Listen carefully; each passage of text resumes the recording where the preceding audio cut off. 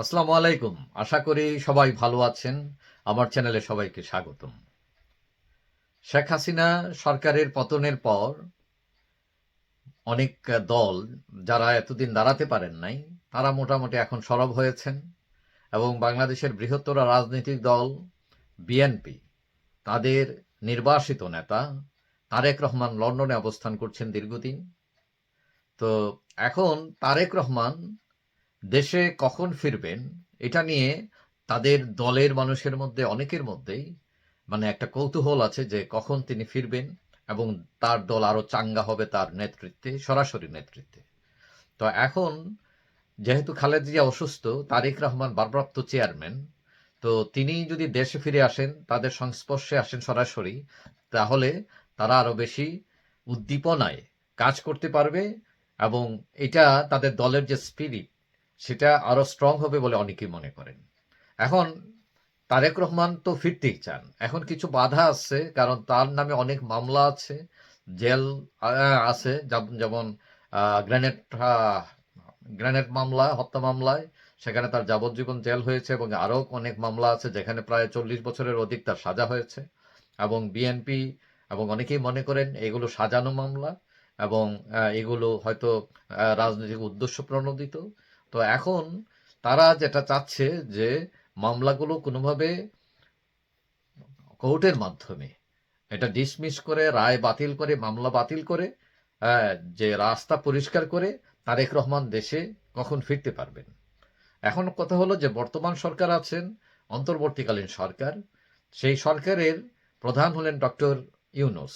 অনেকে মনে করেন যে ডক্টর ইউনুস বিএনপির ব্যাপারে অনেক সফট এবং তিনি ক্ষমতায় আসার পরেই বিএনপির নেত্রী খালেদা জিয়ার সাথে সাক্ষাৎও করেছেন এবং তাকে দেখে এসছেন। এটা হয়তো অনেকটা মানবিক, কারণ তিনি অসুস্থ মানুষ। আর ছাত্ররা, তারা তাদের মধ্যে দ্বিমত আছে। অনেকে মনে করেন যে না, ঠিক আছে, তারেক জিয়া ফিরুন, অসুবিধা কি?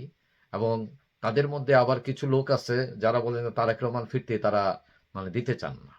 এখন কথা হচ্ছে এই অন্তর্বর্তীকালীন সরকারের পিছনে কাজ করছে মূলত ছাত্ররা। এখন তারেক রহমান তার বিভিন্ন বক্তব্যে তারেক ছাত্রদেরকে তিনি ওয়েলকাম করেছেন এবং তাদেরকে ধন্যবাদ দিয়েছেন যে তারা যে একটা বিপ্লব সাধন করেছে এবং এটা কিন্তু বিএনপির অনেক লাভ হয়েছে এটার জন্য, কারণ তারা দীর্ঘদিন সংগ্রাম করেও এই জায়গাটায় পৌঁছতে পারছিল না। তো ছাত্রদের মাধ্যমে হলে হোক, এবং সেখানে তাদের সম্পৃক্ততা ছিল, অন্যান্য দলের সম্পৃক্ততা ছিল, সাধারণ মানুষের সম্পৃক্ততা ছিল। তো এখন তারা স্বপ্ন দেখছে, অনেকে মনে করেন যে বিএনপি স্বপ্ন দেখছে তারা ক্ষমতায় যাবে, কারণ এখানে যেহেতু আওয়ামী লীগ নাই, আওয়ামী লীগকে বিদায় করা হয়েছে।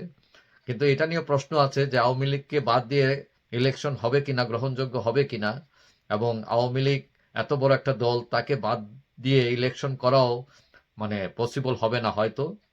তো এখানে বিএনপি ধরে নিচ্ছে যে আওয়ামী লীগ নাই, তারা অনেকটা ফাঁকা মাঠে গোল দিবে এই টাইপের, এবং তাদের দলের নেতা তারেক রহমান দেশ চালাবেন। এখন তারেক রহমান যদি আসতেই না পারেন, দেশ চালাবেন কি করে?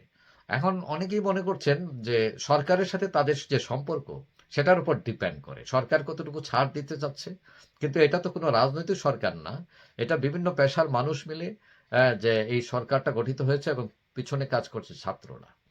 এখন প্রথম যে বিএনপি, তারা বলছিল যে এই অন্তর্বর্তী সরকারকে তারা সাহায্য সহযোগিতা করবে, কিন্তু পরবর্তীতে দেখা গেল যে তারা 3 মাসের আলটিমেটাম দিয়েছে নির্বাচন দেওয়ার জন্য, পরে 6 মাসের আলটিমেটাম। কিন্তু এই জায়গাটা থেকে তারা সরে এসছে, তারা এখন বুঝতে পারছে যে এই সরকারকে চাপ দিলে কিছু সমস্যা আছে। তারা রিফর্মের কথা বলছে, এই রিফর্ম তো এত অল্প সময় করা সম্ভব না, সম্ভব না। এবং আরেকটা যেটা তাদের উদ্দেশ্য, যেটা তারা বলছে না, সেটা হলো তারা যদি এত চাপ দিতে থাকে, কিন্তু এই সরকার কিন্তু তারেক রহমানের মামলা প্রত্যাহার, এই যে তাদের রায় বাতিল, এইসব ব্যাপারে সহযোগিতা করবে না, অপোজ করতে পারে। তখন তারেক রহমানের ফেরাটা ডিফিকাল্ট হয়ে যাবে। তো তারা এখন হয়তো চাচ্ছে যে কিছুটা সফট হয়ে এদের সাথে অনেকটা আপোষ সমঝোতা ফর্মুলায় গিয়ে তারেক রহমানকে দ্রুত ফেরানো যায় কিনা তার দলের স্বার্থে। তো এখন দেখা যায় তারা সেই ফর্মুলায় এই চাপটা তারা উড্র করে ফেলছে। তারা এখন বলছে না, আমরা চাপ দিব না। তাদের যে স্থায়ী কমিটির গত সপ্তাহে যে স্থায়ী কমিটির মিটিং হয়েছে, সেখানে তারা বলছে যে তারা নির্বাচনের জন্য কোনো চাপ দেবে না এবং সরকার তার সাধ্য মতো অতি দ্রুত যখনই তাদের কাজ শেষ করবে তখনই যাতে নির্বাচন দেয়।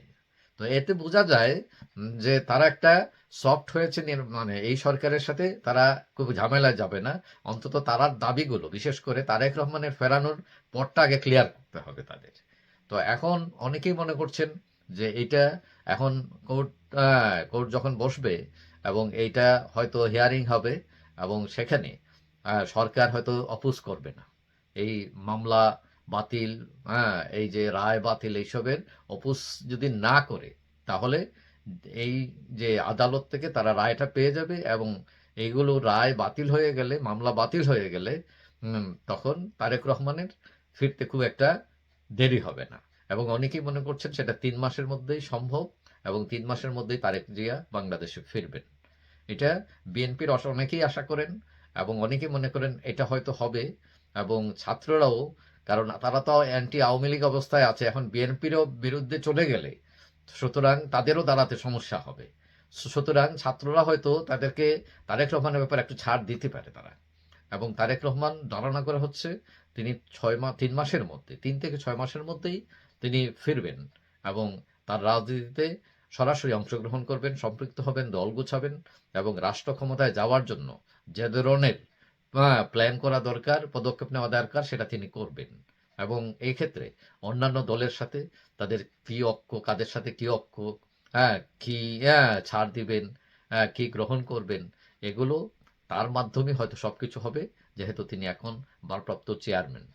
যাই হোক, দেখা যাক কি হয়। এটা হচ্ছে অনুমান, সেটা সত্য হতেও পারে, নাও হতে পারে। যাই হোক, সবাই ভালো থাকবেন। আশা করি দেখা হবে অন্য কোনো ভিডিওতে। আল্লাহ হাফেজ।